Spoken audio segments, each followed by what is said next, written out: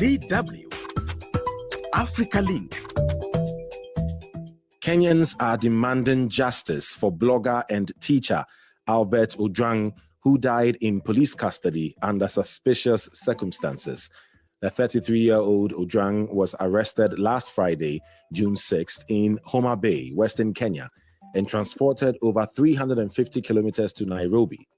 Authorities claimed he was detained for allegedly spreading false information about Deputy Inspector General of Police Eliud Lagat on social media.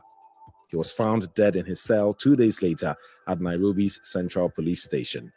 An autopsy concluded that Ojwang was, quote, brutally murdered while in police custody. This just adds to the frequent incidents of police brutality in the country. So what really is going on? That's what's coming up.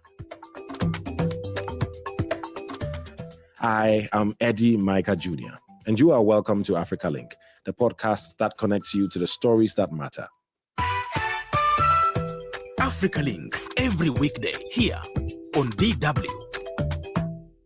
Kenyan President William Ruto has condemned the death of blogger and influencer Albert Ojwang, which has sparked demonstrations and widespread outrage across Kenya.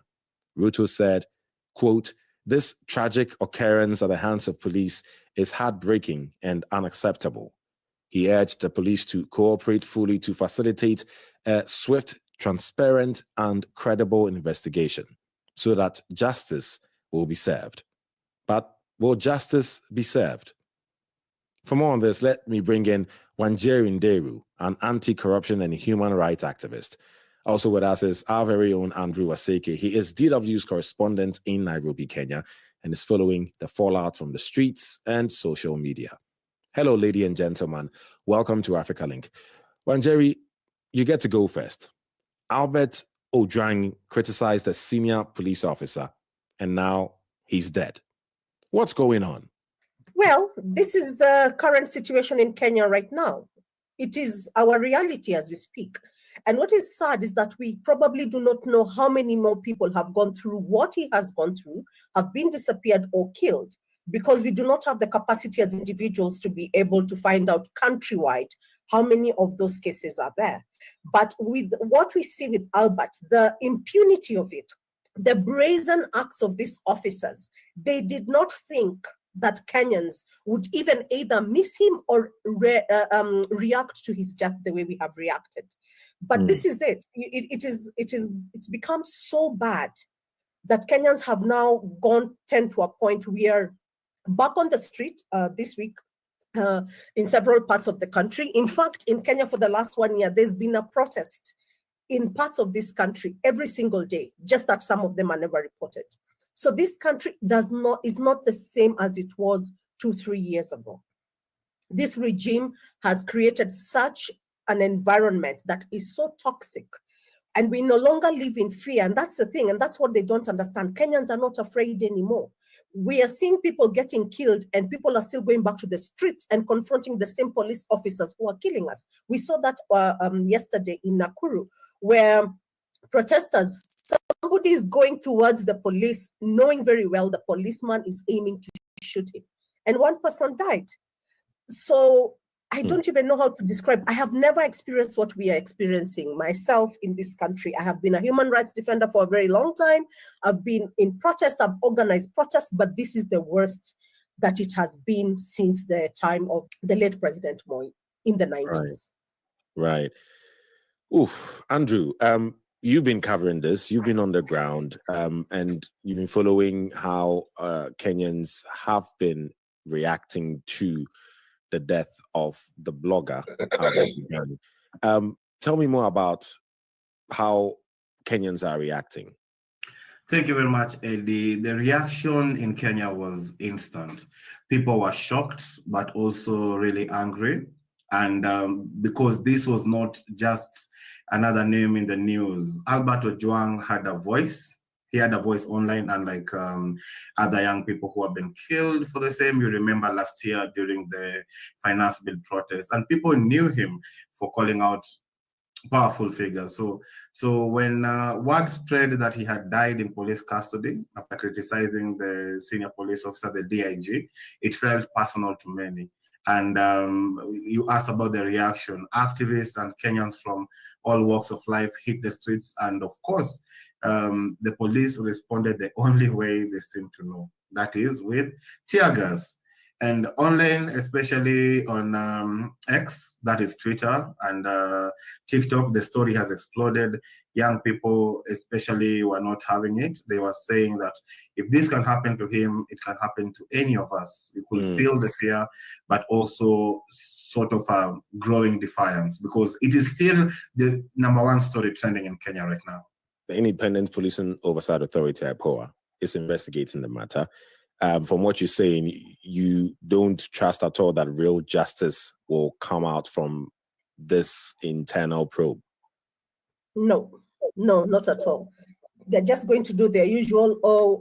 In fact, I've seen that they have been given 7 days to give a report by the ODPP, and that is the prosecution, figureheads of this of our justice system. And they have told them they've given them 7 days, and they need to know who did whatever happened to our brother, But what we know for sure, that Elliot, the DIG, will likely not face justice. And they're going to take the people who are sent, and this is what our police don't learn. You're always the ones who bear the brunt of these things. If you look historically at all the police people who have been used to do some of these atrocities, not only do some of them end up dead, they are the ones who end up in prison. And all they were doing is following orders. And the people who give them these orders never face justice. So we are not expecting any justice at all. Not at all. So just to be clear, the allegation is that you keep saying that DIG, for those listening that may be a bit confused, that's the Deputy Inspector General. So you're basically saying that the allegation is that the Deputy Inspector General of Kenya is to be blamed for the death. Yes. Everything points to him. In fact, in the press conference, they admitted Kanja, his boss, the Inspector General himself of police, admitted that he was, quote unquote, arrested after a complaint by his deputy. So they themselves are admitting that the order was given by the deputy. Now, let us even just take a step back. I want us to imagine what could have happened here. This man ordered his junior officers to track this young man who actually lives in Mombasa. Mombasa is like 500 kilometers from Nairobi. He came and went to his home, which is 350 kilometers from Nairobi, in the opposite direction, to spend time with his family. That is where he was picked from. They put together resources, which is our resources, to go and pick up this young man from his father's house as they were having lunch, drove him to Nairobi, back to Nairobi, where they tortured and murdered him. So that is how serious this is. And they are admitting themselves, this is not speculation. They have said it themselves openly in public, that yes, the orders to arrest this young man, who later ended up dead, came from the DIG himself. Wanjeri, this death comes just as Kenyans prepare to mark a year since the June 2024 Gen Z anti-government protest. That also is a situation where police left bodies in the streets. What does this really say? Just a year ago, even more people died at the hands of police, and now we're talking about another allegation that a Deputy Inspector General has killed another citizen. What does that really say? It shows us that these people have gotten to a point where their arrogance has gotten to their heads so much that they do not envision a scenario where Kenyans can collectively turn against them. The power has gotten to their head so much, they feel they can kill, abduct, disappear anybody they want, and there is nothing we can do about it. So they did not, I can assure you, anticipate our reaction. They did not. They thought they'll kill our Albert, and we are going to just move on. But see what has happened countrywide. It has shaken them. They may pretend in their cozy offices and with their bodyguards around them that everything is fine. But that power that has gotten to their head is going to be their downfall. I am telling you where we are headed as Kenyans, and from the way I'm reading the mood of the nation, these people are not in a very good space. The killings need to stop. And they think killing us is going to put us in a space of fear. But in fact, if you see what is happening, it is emboldening people. I'll give you 2 examples. When the body was confirmed to be at the city mortuary, the public went there and shut down traffic, okay? They even ended up inside the mortuary and took photos and sang the national anthem over his body.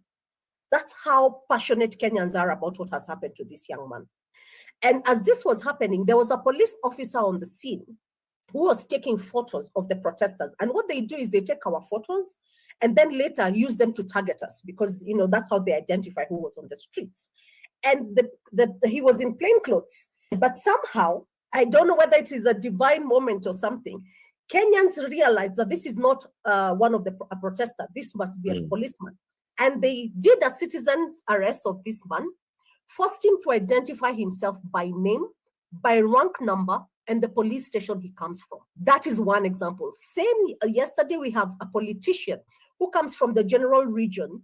And Kenya is a very quote unquote tribal-based politics space.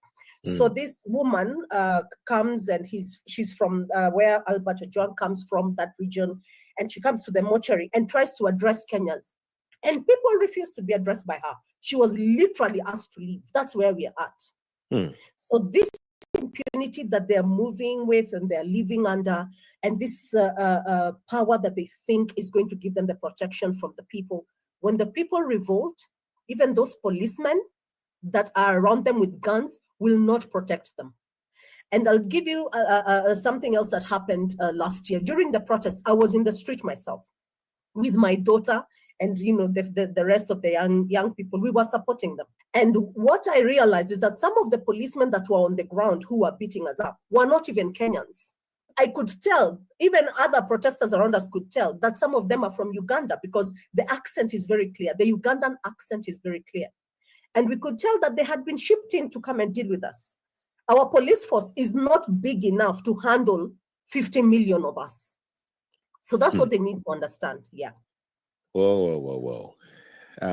Yeah, a lot of these obviously have to be looked into to be proven. But it is no doubt still bizarre, to say the least, to hear what's going on the ground. And Andrew, in last year, 2024, during the protest, you covered it. What does Ojwang's death stare in that context? Are we looking at another boiling point that will take even more people onto the streets, which unfortunately in 2024 led to even more civilians dying? What do you see here? Honestly, Eddie, it feels like deja vu for me. Like we are heading right back to where we were last year in June 2024. You remember that was when young people took to the streets over the finance bill, and the response was very brutal. Dozens were killed, others disappeared. Up to this day, some people are still disappeared. Now, fast forward 1 year later, and here we are again. Another young person is dead after confronting authority. It's like nothing has changed. So to answer you, yes, Ojwang's death is triggering all those emotions again. People are remembering the pain, the fear, and the anger from last year. And most people are actually asking whether is the government still listening at all. Yesterday I was listening to security analysts speaking, and some were saying we could very easily see people back in the streets. And this time, it might not be just about one case. It could sort of open up all those unresolved wounds from last year. For me, I mean, again, you've been speaking to analysts and all. Kenya is one of those countries that you would say are pretty strong when it comes to democracy, right? And yet, Ojwang's death seems to fit a pattern. Young, critical voices somehow disappearing or dying, in most cases in state custody. What do you think is happening, Andrew, in a country that claims to uphold democracy? That's exactly the problem. That's right there. On paper, we are a democracy. This is exactly what Wanjeri was saying. On paper, we are a democracy. We have elections. We have a constitution that guarantees certain freedoms, such as freedom of speech, freedom of assembly, and all that. But in practice, we keep seeing these patterns. Bloggers, activists, young voices, anyone who's too outspoken suddenly finds themselves targeted, even if you're a comedian. And in Ojwang's case, it was so clear. He criticized a senior police officer on social media, and days later, he's dead in a cell. That's not what democracy looks like. That's fear. And when a country starts punishing citizens for speaking truth to power, then we have to question what kind of democracy we are really living in. So I will not say that Kenya has the same democracy as other countries, let's say in Europe or in the Americas. I will not say that at all. Our democracy is not genuine. It's just there on paper, but it's not genuine. I mean, Wanjeri, what does this really say about the system? I mean, we've seen tear gas lobbed at peaceful protesters demanding justice for Ojwang, for instance. And, typically many protests in Kenya, it's like that. It starts peaceful. Police, start throwing tear gas or, manhandling protesters. Why does the Kenyan state keep meeting peaceful voices with violence? And really, what does it say about the system? Okay, I don't know if you've had a dog as a pet. There are ways when you startle a dog, when the fear checks in, the first reaction they usually get is either to attack or to take off. Now, these people are behaving worse than dogs, to be very honest. Their idea of clamping down on dissent by killing people or by lobbing tear gas and things like that is actually making things worse for them, okay? And just maybe if I can go back to what Andrew was saying. Yes, we are a democracy on paper, but that paper has also given Kenyans the power, using our constitution, to do the things that we are doing. And that is not something that they want. Our constitution gives us all these freedoms, and we have all these nice things said about them. When we pick one or two of those and act on them, it scares them, it terrifies them.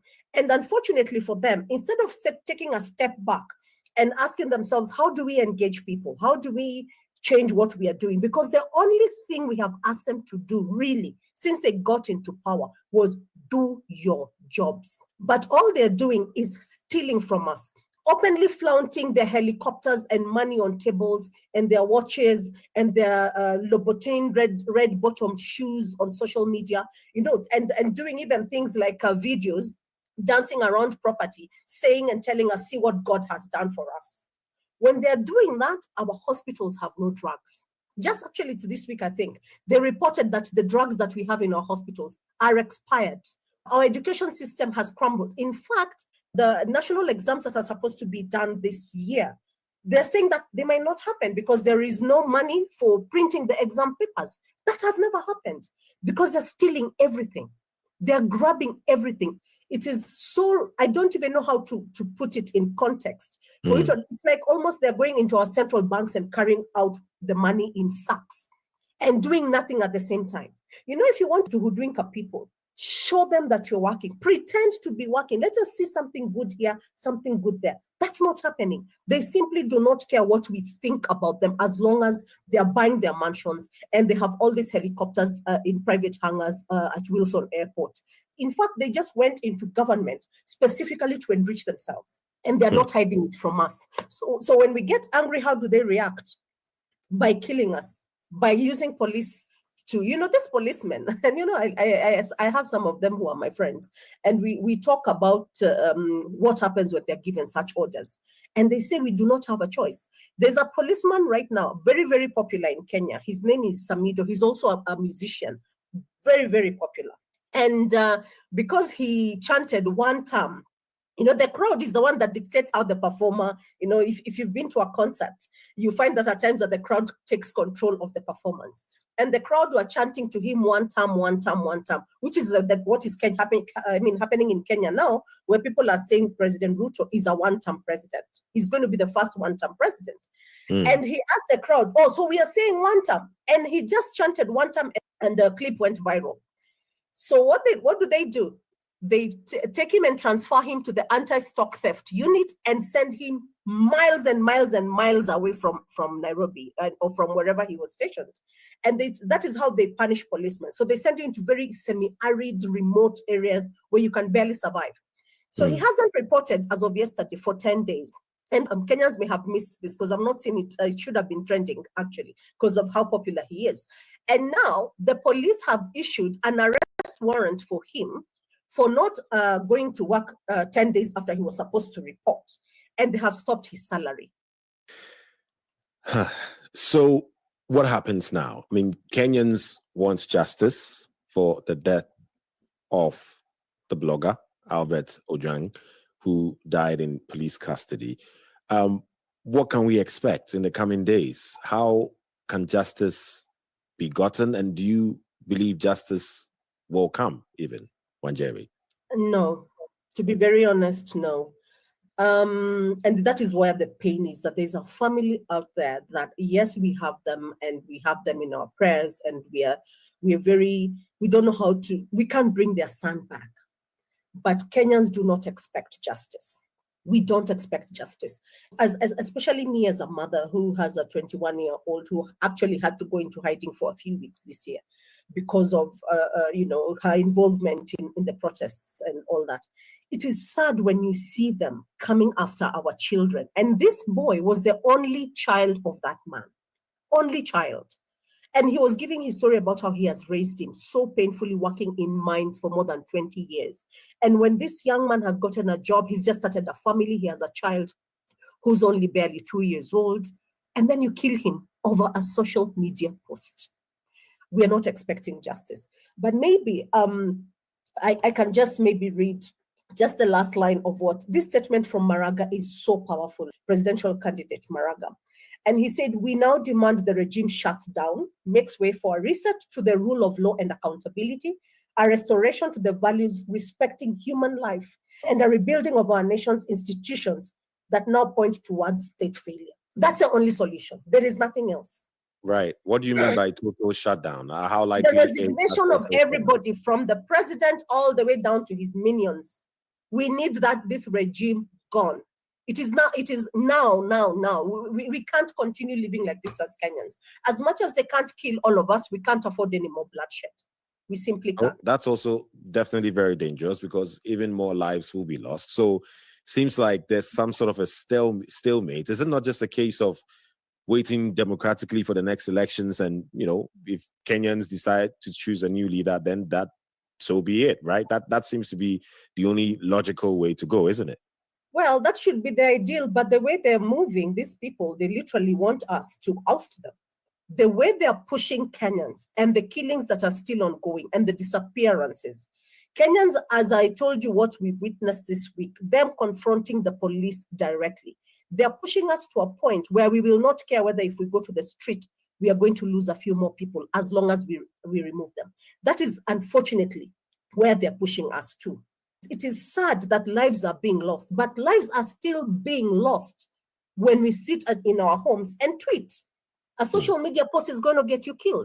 Thanks for that submission, Wanjeri. Andrew, you have the final words to wrap it up. I think we are at crossroads. On one hand, yes, there's a real risk that this could spill over into public unrest, especially with the 1 year anniversary of the June protests just around the corner. I think it was June 25, yeah. Emotions are still raw from that year, but I also think that there's a shift happening. Civil society, if you see how Kenyans have improved from last year, civil society is getting louder, more organized, and more coordinated, and also bold. So people are not tired of hashtags. They want laws to change. They want the police to be held accountable. They want to know that they speak up. If I speak up, I will live to see the next day. So this moment, painful as it is, could be the start of something more powerful. We will keep tabs on it and see where it goes. Wanjeri Nderu, anti-corruption and human rights activist, DW correspondent in Nairobi, Kenya, Andrew Wasike. Thank you very much to the both of you for contributing to this discussion. Thank you. Thank you for having us. The story about the killing of Albert Ojwang will not go away anytime soon, even though police have removed 5 officers from active duty while the investigation is ongoing. The case has sparked anger at a tense moment for Kenya, which is marking a year since protests over tax rises and corruption triggered a police response that killed at least 60 people. Rights groups say dozens were illegally detained in the aftermath of last year's protests, with many still missing, and others have been arrested for mild criticism of the government and President William Ruto. However, the ongoing investigations provide a glimmer of hope for justice in this tragic situation. We'd like to hear from you on this, so please share your thoughts with us on our Facebook page, DW Africa. Listen to us on Spotify or wherever you get your podcast from. Don't forget to click follow and subscribe to our DW Africa YouTube channel so you never miss an episode. This show was co-produced and edited by Isaac Mugabe. And I am Eddie Micah Jr. Thanks for listening.